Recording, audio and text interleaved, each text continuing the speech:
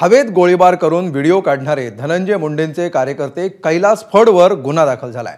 ABP माझानं बातमी दाखवताच पोलिसांकडून तातडीनं कारवाई झालेली आहे।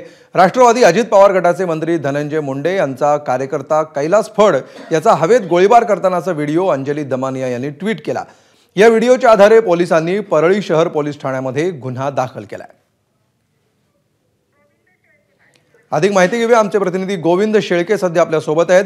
गोविंद, एबीपी माझानी बातमी दाखवताच पोलीस आता हालचाल करताना दिसतात, गुन्हा दाखल झालाय, काय अपडेट्स आहेत? हा जो कैलास फड आहे, जो आपल्याला पिस्तूल मधून हवेमध्ये गोळी झाडताना दिसतोय, हा व्हिडिओ करता सोशल मीडियामध्ये व्हायरल होत होता। मात्र तो अंजली दमानिया यांनी ट्विट केला, एबीपी माझाने त्याची बातमी केली आणि त्यानंतर जिल्हा पोलीस अधीक्षक जे बीडचे आहेत त्यांच्या आदेशानुसार परळी शहर पोलीस स्टेशनमध्ये कैलास फड याच्या विरोधामध्ये गुन्हा दाखल झालाय। कैलास फड तेच आहेत ज्या आपण पाहिलं असेल की निवडणुकीच्या काळामध्ये ज्या दिवशी मतदान होतं त्या दिवशी ॲडव्होकेट माधव जाधव यांना मारहाण झाली होती, ते याच कैलास फड यांनी केली होती। तसे आरोप माधव जाधव यांनी केले, तशी तक्रार त्यांनी पोलिसांकडे केलेली आहे। हे आता मात्र या हवेमध्ये गोळीबार केल्याप्रकरणी शहर पोलीस स्टेशनमध्ये कैलास फड याच्या विरोधामध्ये गुन्हा दाखल झालेला आहे। अमोल, धन्यवाद गोविंद या सविस्तर माहितीबद्दल। एबीपी माझा, उघडा डोळे बघा नीट।